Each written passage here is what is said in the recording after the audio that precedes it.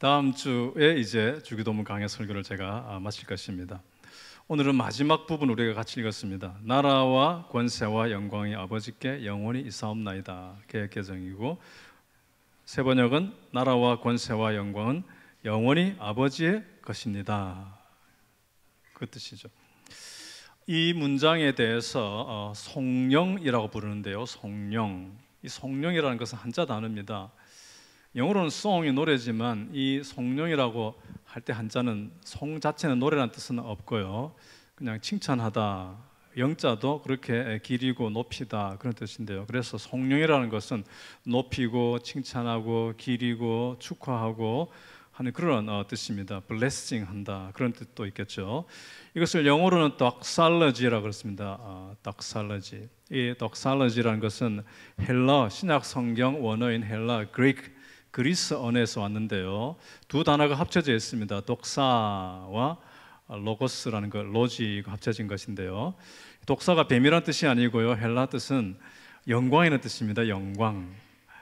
그래서 제가 신학대학원 다닐 때 이 단어는 정말 외우기가 좋았어요. 독사, 뱀, 영광 이렇게 했었는데요. 영광을 말하는 것, 이것이 doxology입니다. 그래서 찬양한다, 하나님의 영광을 찬양한다 그런 뜻입니다. 이 주기도의 마지막 문장이 바로 하나님을 높이고 하나님 영광을 기리고 하나님 영광을 찬양하는 문장이다. 그것이 성령이라는 것입니다. 성가대가 있는 교회에서는 마지막에 축도를 하고 나면 성가대가 쫙 하면서 성부 성자와 성령 뭐 이런 짧은 노래들을 쭉 하죠. 그것을 이제 성령 찬양이다 라고 하기도 하죠. 삼일체 하나님을 높이고 찬양하고 기리는 그 성령이라고 하죠. 주기도문은 하나님의 영광을 찬양하는 것으로 마무리가 됩니다. 주님께서 그렇게 가르치셨습니다. 그런데 우리가 이 성경을 보면 이 마지막 문장에 어떤 성경에는 괄호가 되어 있어요. 그리고서는 어떤 사본에는 없음 이런 조그만 글씨가 밑에 적혀 있기도 합니다. 왜 그렇게 되었느냐 하면요, 또 어떤 요즘 성경에는 아예 이 문장이 통째로 빠져버리기도 합니다. 영어 성경 같은 곳을 보면. 왜 그렇게 되었느냐, 성경은 오리지널 원본을 우리가 찾을 수가 없습니다. 만약에 성경 오리지널 최초에 하나님께서 처음 기록하게 하셨던 그 원본을 찾는다면 그것은 아마 우상이 될 가능성이 많았겠죠. 그래서 어느 것이 오리지널인지 우리는 알 수 없는 가운데 정말 많은 카피, 사본들이 1세기, 2세기, 3세기 때 정말 많습니다. 인류 역사 속에서 동일한 시대의 한 문서에 대해서 그렇게 많은 카피, 사본이 많은 것은 성경이다 할 정도로 많은데요. 그 사본 중에 오래될수록 오래 올라가는 오래된 사본일수록 오리지널에 좀 가깝다고 할 수 있겠죠. 오래된 성경 사본일수록 이 문장이 없는 사본들이 많이 있는 거예요. 있는 것도 있지만, 그리고 조금 시간이 흐른 다음에 카피된 문서라고 짐작되는 것들을 보니까 이 문장이 있는 것이 또 이제 많은 것입니다. 그래서 오리지널에는 이 문장이 있었는지 없었는지 우리는 100% 알 수는 없지만 통계적으로 미루어 볼 때 아마 제일 처음 오리지널 사본에는 이 마지막 문장이 없었을 가능성이 많을 것이다 라고 신학자들이 짐작을 이제 하는 것이죠. 그럼에도 불구하고 이 문장을 포함한 성경들을 또한 많이 있기도 하고, 그래서 우리는 외우기도 하는데요. 사도들이나 초대교회의 그 성도들은 분명히 이 말씀들을 가르쳤고 암송했을 것이다 라고 짐작을 합니다. 왜냐하면 이것이 어느 날 갑자기 생겨난 것이 아니라 구약 성경에서부터 내려오는 이 성령의 전통은 오래된 것이기 때문입니다.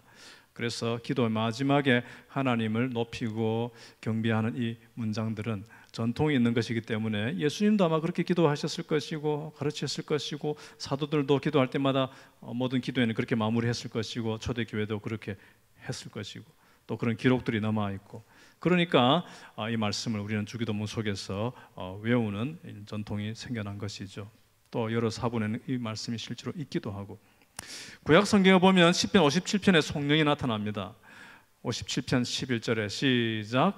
하나님이여 주는 하늘 위에 높이 들리시며 주의 영광이 온 세계 위에 높아지기를 원하나이다. 하나님의 영광이 온 세계 위에 가득하게 높아지기를 원합니다. 이것이 성령이죠.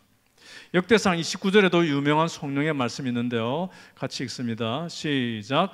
주님 위대함과 능력과 영광과 승리가 존귀가 모두 주님의 것입니다. 하늘과 땅에 있는 모든 것이 다 주님의 것입니다. 그리고 이 나라도 주님의 것입니다.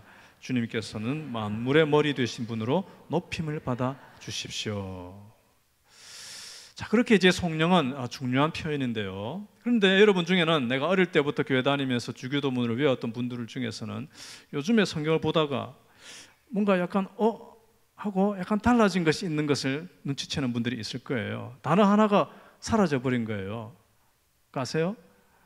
어떤 단어가 없었죠? 여기에 마지막에 대개가 없잖아요. 대개. 저도 어릴 때 교회 다니면서 대개 나라와 권세와 영광이 아버지께 영원히 있사옵나이다 외웠단 말입니다. 우리가 주기도문 강의 설교할 때마다 마지막에 축도하기 전에 일어나서 부르는 찬양 주기도문송 할 때마다 거기도 대개는 있어요. 대개 주의 나라. 그런데 지금 우리 오늘 성경 안에는 대개가 없단 말입니다. 이 대개는 무엇이고 왜 사라졌다가 나타났다가 하는가? 이 대개가 뭐죠? 영덕 대개입니까? Big crap. 미안합니다. 설렁해서.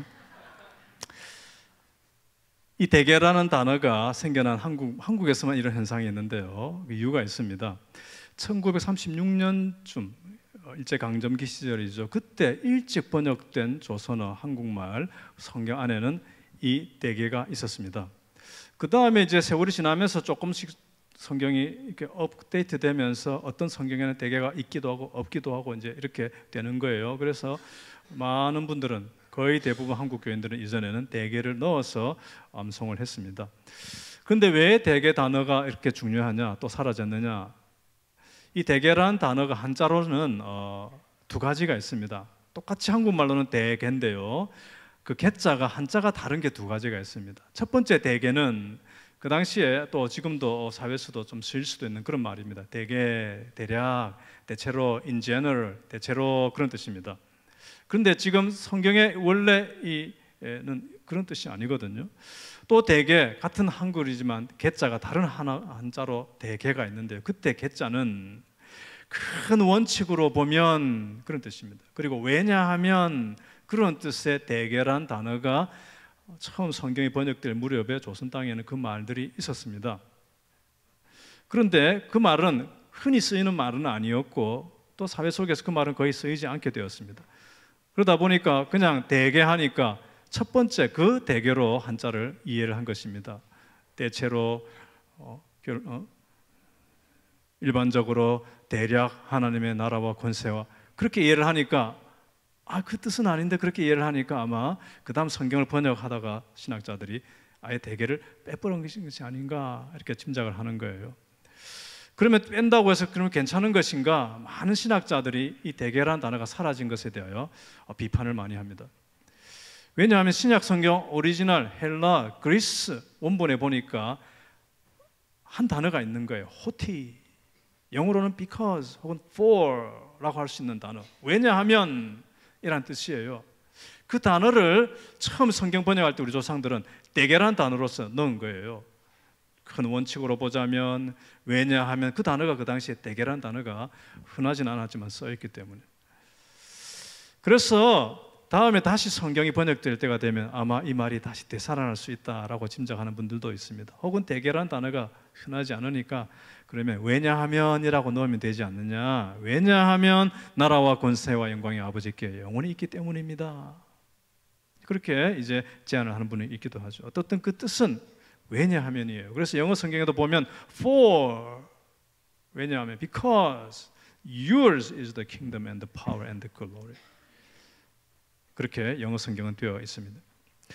그러면 결론적으로 이렇게 되는 것입니다. 이제 헬라 원문에 충실하자면 우리가 6가지 간구, 3가지 하나님을 위한 간구가 있었고 우리를 위한 3가지 간구가 있었는데 이 모든 6가지 간청을 하는 이유는 하나님께만 나라와 권세와 영광이 있기 때문에 우리는 이런 기도를 합니다. 우리는 이런 모든 간구를 하는 이유는 결국 하나님의 나라와 권세와 영광을 위한 것이 되기 위하는 마음이 있기 때문에 우리는 이런 기도를 합니다 라고 결론이 되는 것입니다. 그래서 주기도문의 결론은 바로 이 성령이 되는 것입니다. 우리가 일용할 양식이 필요한 이유는 하나님의 영광을 위한 것이기 때문입니다. 우리가 서로 용서할 때 우리의 삶에 하나님의 나라가 임하고 그 용서의 순간이 하나님의 영광이 나타나는 순간이 되기 때문에 우리는 이렇게 기도합니다. 그런 뜻이에요. 우리가 시험에 빠지지 않고 죄와 싸워서 이기는 그것이 하나님께 영광이 되고 그 순간 하나님의 나라가 나타나는 것을 우리는 믿기 때문에 우리는 이렇게 기도합니다. 그런 뜻입니다. 그래서 오늘 설교의 제목이 성령의 기도, 성령의 삶. 우리 기도는 성령의 결론이 되고 우리의 삶도 하나님을 높이는 하나님의 영광을 위하는 삶이 되기를 원한다. 그런 뜻입니다. 우리는 기도로도 하나님의 영광을 찬송하고 삶으로도 하나님의 영광을 돌려드리는 삶이 되기를 원한다라는 것이 오늘의 설교의 제목입니다. 성령의 기도, 성령의 삶.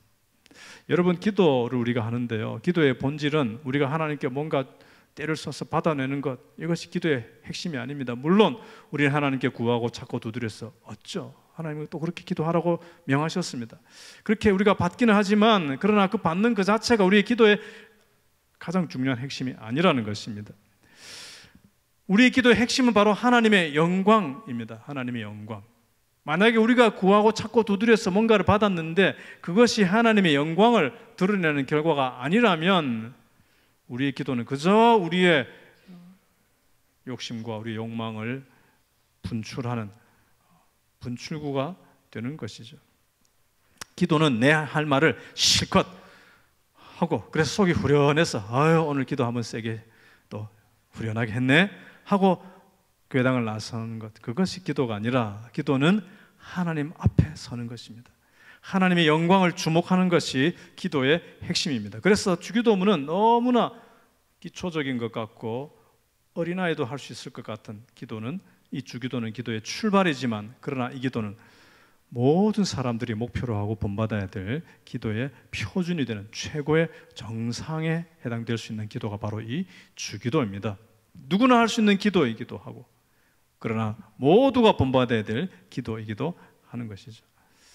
여러분, 우리가 인생을 살다 보면 우리가 치사해질 때가 많죠. 내가 내 자신을 봐도 야 손영준, 내가 40대가 되고 50대가 되고 하더니만 왜 너 이렇게 인간이 변해가냐, 치사해지냐, 그런 순간들이 우리는 참 많습니다. 일용할 양식 때문에 걱정하고 그것 때문에 내 자존심도 꺾어야 되고 치사한 말을 해야 되고 직장에 가면 내 보스에게 마음이 없는 소리도 해야 되고 내가 원하지 않는 타협을 한 순간들도 있고 그래서 내가 내 자신이 참 초라해지는 것 같고 주님은 우리의 양식을 위해서 기도하라, our bread를 위해서 기도하라고 가르치셨는데 나는 내 빵만 더 많이 가지려고 하고 내 빵 더 좋은 빵을 가지려고 우리는 그렇게 다투고 그래서 이 세상이 하나님의 나라가 아니라 치사한 욕심의 나라가 자꾸 되어가고 내 삶의 주변은 그렇게 욕심 나라가 되어가는 것 같은 순간들이 우리는 참 많습니다. 그래서 예수님께서 이 기도를 가르쳐 주셨습니다. 너희는 이렇게 기도해야 돼. 여러분, 예수님께서 이 기도를 가르쳐 주실 때 1세기였습니다. 생각해 보세요. 그 당시에 1세기 때는 세상에서 가장 나라와 권세와 영광이 센 것은 누구에게 있었습니까? 로마 황제입니다. 로만 엠파이어, 로마 제국이 세계를 호령할 때죠. 로마의 영광은 찬란했습니다. 로마의 권세는 강력했습니다. 그래서 1세기를 살아갔던 사람들은 저 로마의 파워, 로마의 권세, 로마의 능력은 사라지지 않을 것이다 라고 생각했을 것이고 로마 사람들도 그렇게 믿었을 것입니다. 그 시대에 예수님께서 소수의 제자들을 모아놓고 배운 것도 별로 없는 어부 출신들이 많은 이 제자들을 놓고 너희는 이렇게 기도해야 돼. 너희가 로마의 영광이 기죽지 말고 로마의 권세를 바라보지 말고 하나님의 영광을 주목하고 기도해. 이것은 놀라운 것입니다. 제자들은 그렇게 했습니다. 이 제자들은 극소수였습니다. 우리는 성경을 많이 읽으니까 제자들이 많은 것 같고 1세기 때 성경이 기록될 때 기독교가 중심이었을 것 같지만 그때는 너무나 극소수였어요. 한번 훅 불면 사라질 것 같은, 미미했습니다.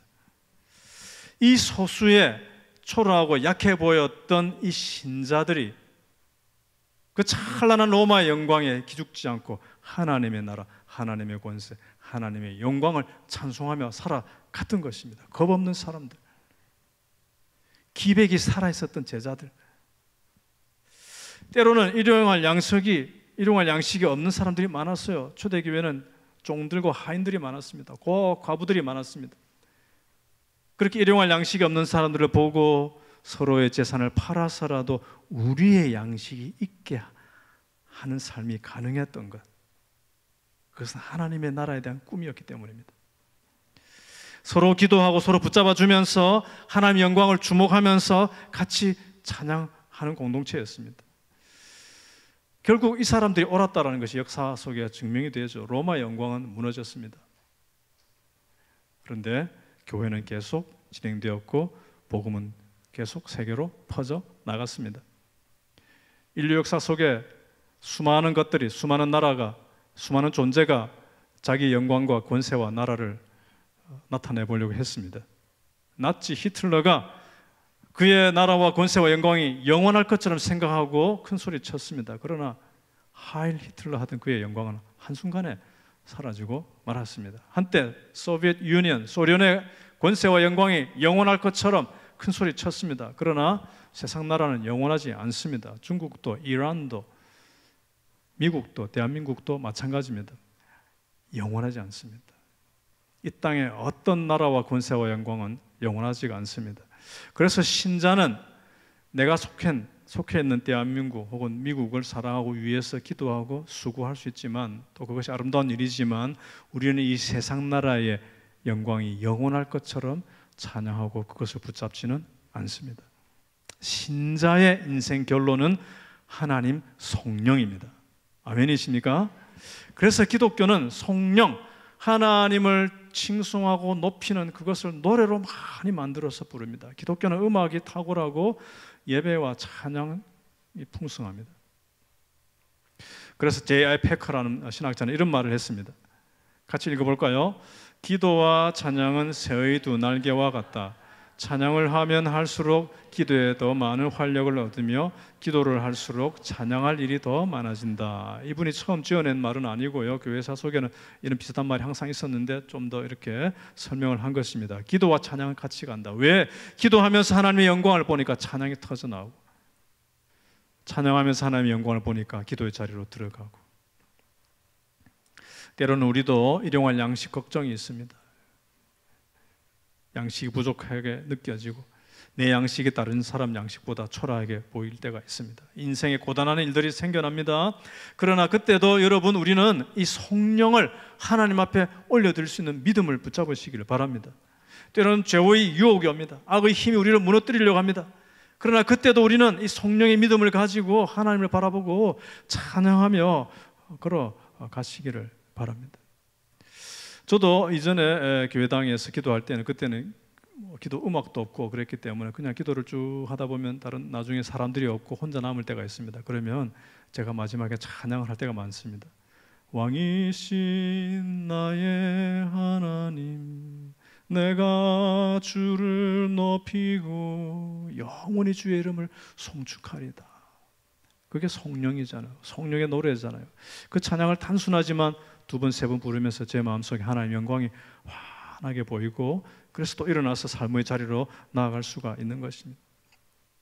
이 성령의 믿음으로 어떤 순간에도 하나님을 찬송하고 하나님의 영광을 바라보며 걸어가시기를 바랍니다. 나는 찬양하리라 주님 영광의 이름 예수. 오늘 이 세상에서 가장 강력한 영광, 강력한 권세 두 가지가 있습니다. 하나는 돈이고 하나는 우리 자신, 자아입니다. 나라와 권세와 영광이 돈에 있다라고 사람들이 이제는 확실하게 믿게 되었습니다. 그래서 사람들은 돈을 묵상하고 돈을 사랑하고 돈을 쫓아갑니다. 제가 한국에 있을 때 어떤 선배 한 사람이 어느 날 손 목사, 당신 그거 알아요? 뭡니까? 우리가 하고 싶은 일이 많은데 돈만 있으면 우리가 하고 싶은 것의 80%는 돈으로 다 해결될 수가 있어. 그런데 돈으로 해결될 수 않는 것 같은 20%가 있는데 사실은 돈이 더 많으면 그 20%도 해결될 수가 있어. 무슨 말씀인지 이해가 되시죠? 옛날에는 돈으로도 안 되는 것이 좀 있다라고 말을 했는데 이제는 돈이 더 많으면 나머지 20%도 해결할 수가 있다. 이 돈이 100%라는 거죠. 제가 웃으면서 야, 그 정도가 되었습니까? 돈의 권세와 돈의 영광. 그러나 우리가 많은 돈을 가진다 할지라도 우리 안에 하나님을 향한 이 성령의 비밀을 모른다면 보기에는 돈의 권세가 있지만 우리 심령은 하나님 앞에서 초라한 영혼이 되고 말 것입니다. 그리고 우리는 우리의 나 자아를 끊임없이 추구합니다. 자아의 영광을 끊임없이 쫓아갑니다. 나라와 권세와 영광이 나에게 있나이다. 이게 우리의 속셈이에요. 사실은 권세와 영광이 내게 다 있기를 원합니다. 그 생각이 가득합니다. 우리는 그렇게 살아가는데 주기도문을 할 때 비로소 우리 눈이 번쩍 뜨이는 것입니다. 아, 이 성령에서 깨어지는 것이죠. 나라와 권세와 영광은 내가 아니라 돈이 아니라 하나님께 있다. 그래서 우리는 기도 가운데 주의 영광을 계속 주목하는 것입니다. 내 눈 주의 영광을 보네. 주님의 영광을 자꾸 바라보면서 우리의 눈이 정화되는 것입니다. 세상의 영광과 돈의 영광과 주님의 영광이 겹쳐서 막 우리 눈이 흐려질 때에 우리는 이 성령의 기도를 하면서 우리 눈이 이렇게 재정돈이 되고 시선이 맑아지게 되고 주님의 영광이 보이게 되는 것이죠. 여러분, 요한복음에 보면 예수님께서 자신이 영광을 받으실 때에 대한 말씀을 여러 차례 하십니다. 요한복음을 보면 예수님의 때, 예수님의 영광을 받으실 때 이런 표현들이 반복적으로 나타나는데요. 제자들은 이 예수님의 영광의 때가 도대체 언제냐 이걸 잘 이해를 못했습니다. 요한복음 2장에 보면 예수님께서 어느 날 결혼 시간 혼인 잔치집에 가셨는데 거기에 포도주가 딱 떨어졌어요. 그래서 예수님 어머니 마리아가 예수님에게 와서 포도주가 떨어졌습니다 하니까 예수님이 퉁명스럽게 대답을 합니다. 내 때가 아직 이르지 않았습니다. 그래도 마리아는 부탁을 하니까 예수님께서 할 수 없이 기적을 베풀어서 사람들이 포도주를 먹도록 풍성하게 만들어 주셨죠. 그랬을 때 사람들이 예수님의 영광을 찬송하게 되었다라고 성경에 기록이 되어 있습니다. 그러나 예수님은 그때가 예수님 자신의 영광의 때가 아니라고 말씀을 하신 거예요. 나는 그것이 나의 영광의 때가 아니야. 그런 것이 내 영광이 아니야. 요한복음 12장에 이제 예수님께서 돌아가실 때가 점점 다가오실 때에 요한복음 12장에 이런 말씀을 하십니다. 23절 시작. 예수께서 그들에게 대답하셨다. 인자가 영광을 받을 때가 왔다. 그러니까 제자들 귀가 번쩍했겠죠. 드디어 예수님께서 영광을 받으실 때가 왔다고? 이제 드디어 예수님께서 한번 확 파워를, 권세를 나타내셔서 로마를 무찌르고 이스라엘 나라를 이 땅에 회복시키고 우리도 한 자리씩 주시려는가 보다. 드디어 예수님의 영광의 때가 오나 보다 하고 귀를 쫑긋하는데 예수님께서 바로 그 다음에 이런 말씀을 하십니다. 24절 시작. 내가 진정으로 진정으로 너희에게 말한다. 밀알 하나가 땅에 떨어져서 죽지 않으면 한 알 그대로 있고 죽으면 열매를 많이 맺는다. 예수님은 내 영광의 때가 왔다 하시면서 하시는 말씀이 한 알의 밀알이 되어 죽는 것이 나의 영광이다 라고 말씀을 하시는 거예요. 예수님의 영광의 때는 십자가의 때입니다. 예수님의 영광은 십자가를 향하여 가시는 것입니다. 십자가의 죽음을 통과하는 것이 예수님의 영광이고 그래서 부활이 있게 되는 것이죠. 주님의 피가 떨어지는 그 십자가, 그 자리가 주님의 영광의 때라는 것입니다. 여러분, 교회의 영광이 무엇입니까? 화려한 예배당을 가지는 것이 교회의 영광입니까? 숫자가 많이 모이면 그것이 그 교회의 영광이고 교회들의 클래스가 그렇게 숫자로 나뉘어지는 것입니까?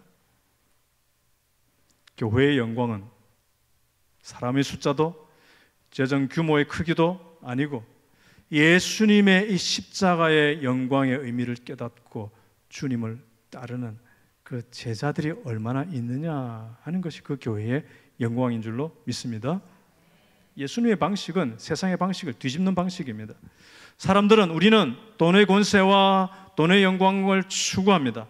각자 자아의 영광을 추구하면서 서로 부딪히며 살아갑니다. 그러나 예수의 사람들은 하나님의 나라와 예수님의 권세와 하나님의 영광을 추구하며 살아가기를 노력합니다. 그게 잘 안 되기 때문에, 그게 실패할 때가 많기 때문에 우리는 이 기도를 계속 드리며 나아가는 거예요. 나라와 권세와 영광은 오직 하나님께 있기 때문입니다. 우리는 늘 내 나라, 내 권세, 내 영광을 추구하며 살아가도록 자꾸만 충동이 일어나기 때문에 우리는 서로를 붙잡아주면서 이 기도를 같이 하는 것입니다. 여러분, 신자는 하나님의 나라가 영원한 것을 압니다. 그리고 그 나라가 여기서 조금씩 맛을 보도록 하나님의 나라가 내 삶 속에도 나타나기를 꿈꾸며 살아가는 사람들이 신자들입니다. 그래서 나의 빵만 생각하지 않고 우리의 일용할 양식을 위해서 서로 살피고 나누며 살아가는 것입니다. 그때 하나님의 영광이 나타나기 때문에.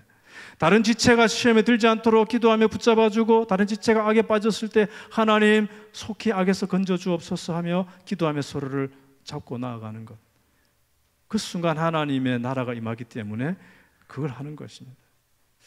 우리는 예수님의 영광이 십자가를 통하여 나타나는 영광이라는 것을 알기 때문에 서로가 서로에게 죄 지은 자들을 용서하며 살아가기를 노력하는 것입니다. 이것이 크리스천의 영광이고, 이것이 신자의 영광이고, 이것이 교회의 영광입니다.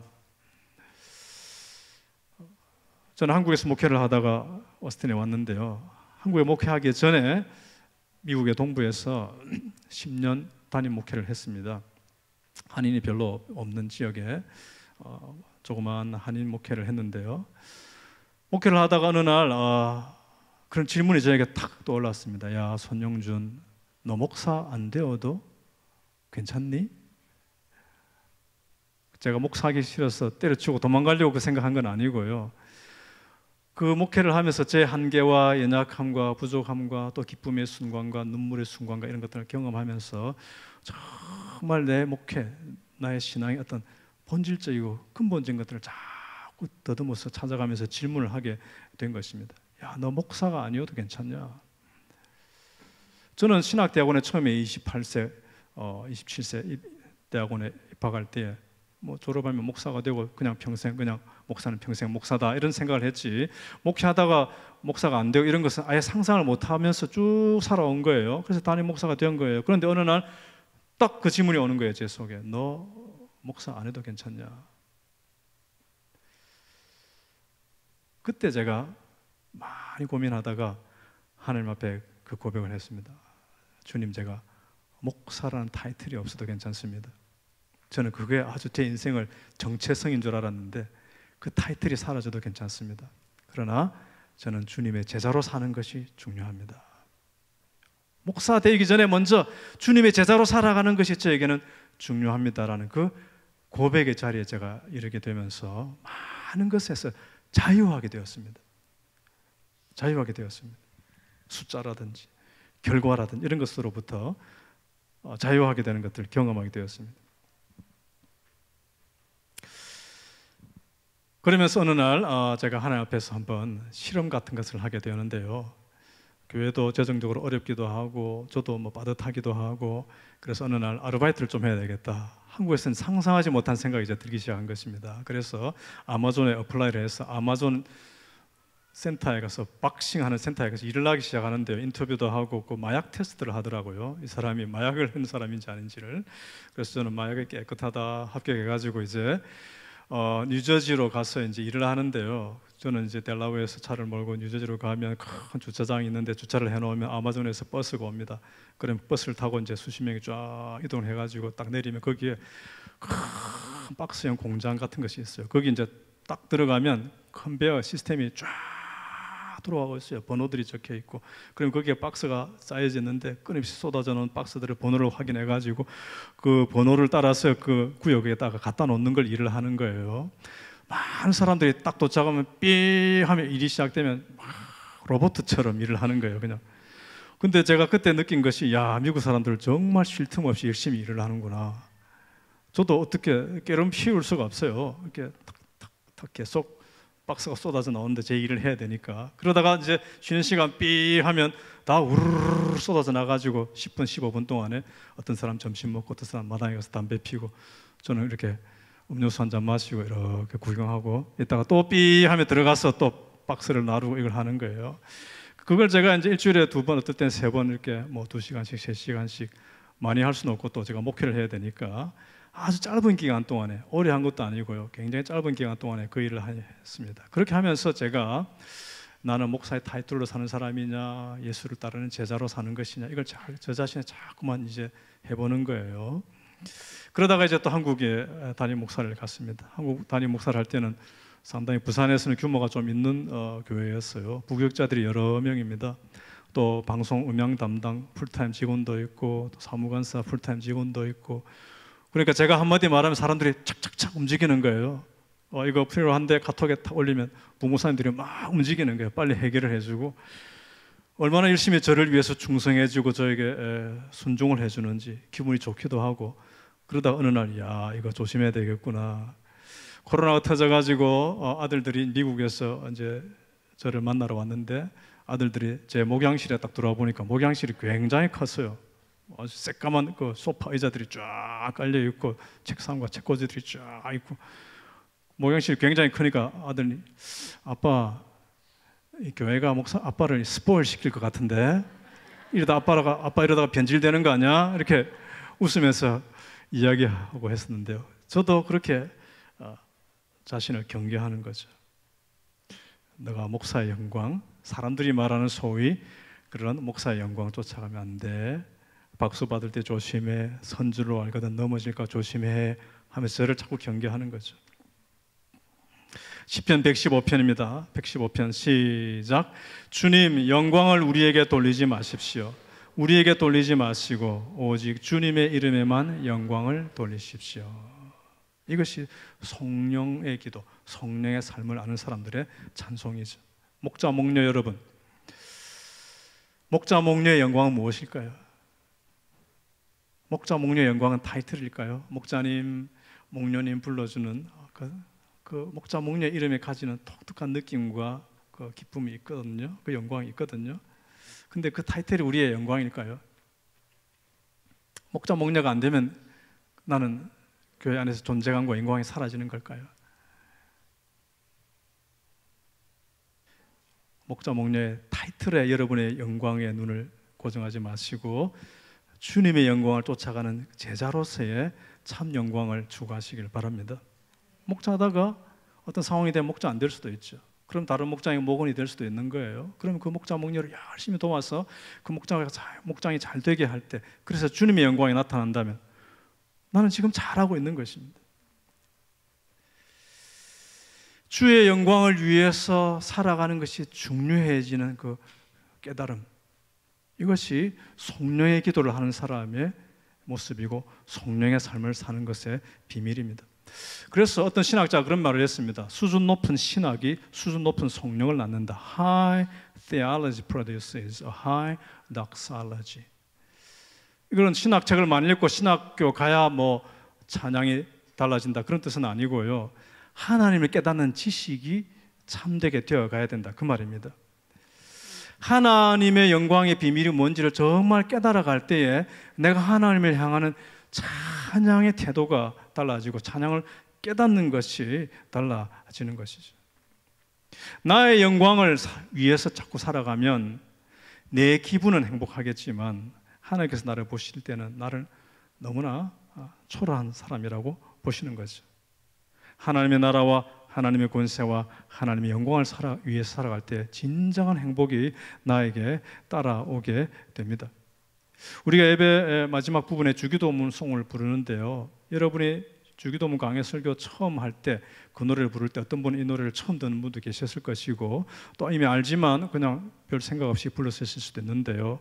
이제 11번째 설교를 듣고 다음 주 12번째 설교까지 듣고 할 때 여러분이 이 주기도문의 놀라운 깊이와 은혜를 깨달아 갈수록 이 주기도문 송 자체가 새로운 무게와 새로운 깊이와 새로운 은혜로 다가오게 되는 것이죠. 그것이 수준 높은 신학이 수준 높은 성령을 낳는다라는 말의 의미입니다. 내가 주기도문의 이 비밀을 은혜를 깨달은 만큼 이 찬송이 좋은 것입니다. 내가 이 주기도문 하나님의 이름을 높이는 성령의 삶을 노력하고 실패도 해보고 또 해보고 그러면서 이런 찬양의 은혜와 무게와 깊이가 전혀 다르게 와닿게 되는 것입니다. 언젠가 예수님께서 다시 오실 것입니다. 아멘이십니까?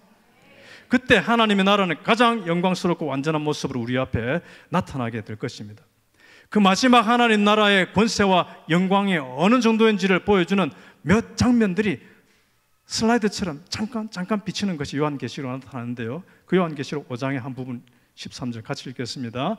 나는 또 하늘과 땅 위와 땅 아래와 바다에 있는 모든 피조물과 또 그들 가운데 있는 만물이 이런 말로 외치는 소리를 들었습니다.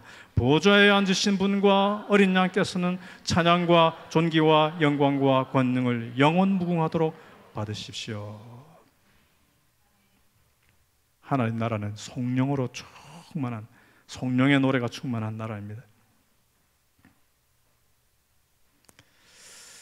내는 주의 영광을 보내 우리 찬양을 부를 텐데요. 우리 찬양도 앞으로 다 나오시기 바랍니다. 우리의 눈이 주의 영광을 자꾸 바라보아야 우리의 눈이 세상 영광을 추구하지 않습니다. 주님의 영광이 내 눈에 환하게 빛나야 우리의 눈이 맑아지고 우리의 눈이 정확해지게 됩니다.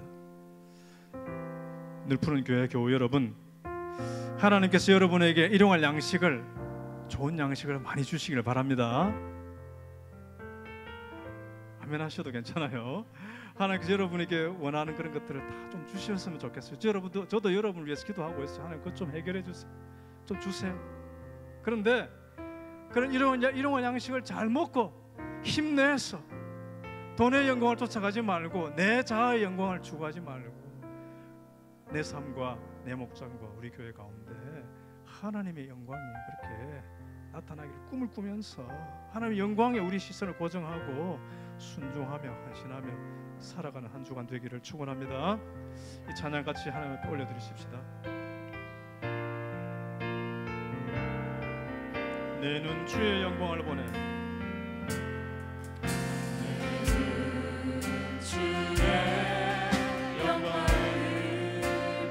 우리 가운데 계신 주님, 우리 가운데 계신 주님, 그 빛난 영광 온 하늘 덮고 그 찬송 온 땅 가득해 내 눈 주의 영광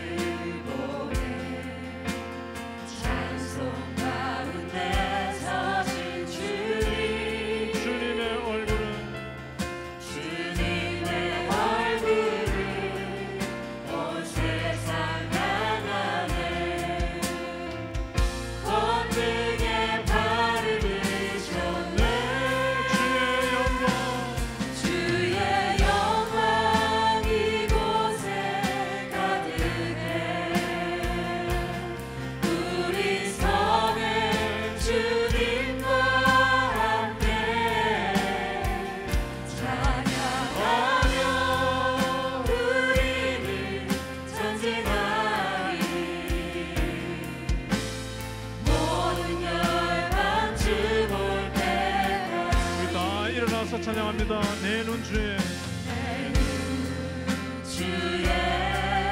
영광을 보내 우리 가운데 계신 주님, 그 빛난 영광 그 빛난 영광 온 하늘 덮고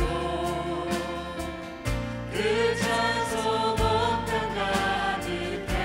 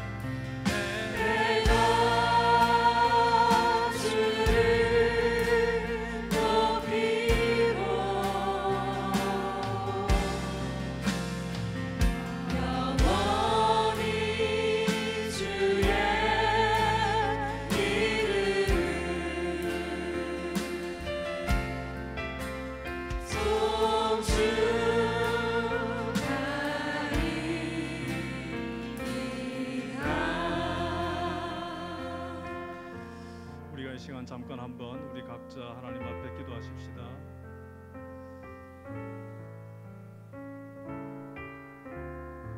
우리가 돈의 영광과 내 자아의 영광에 매몰되어 살아가던 우리의 눈을 들어 하나님의 영광과 그 나라와 그 권세에 고정하고 그 영광을 송축하고 따르고 그 영광을 위하여 헌신하며 살아가는 삶을 살아가도록 하나님 나를 불쌍히 여겨주시고 도우시고 힘주시고 내 가정에 내 목장에 우리 교회에 하나님의 영광이 충만하게 나타나는 그런 일들을 내 생에 많이 경험하게 해달라고 그 일에 나를 사용하여 달라고 우리 각자 기도하며 하나님 앞에 나아가겠습니다.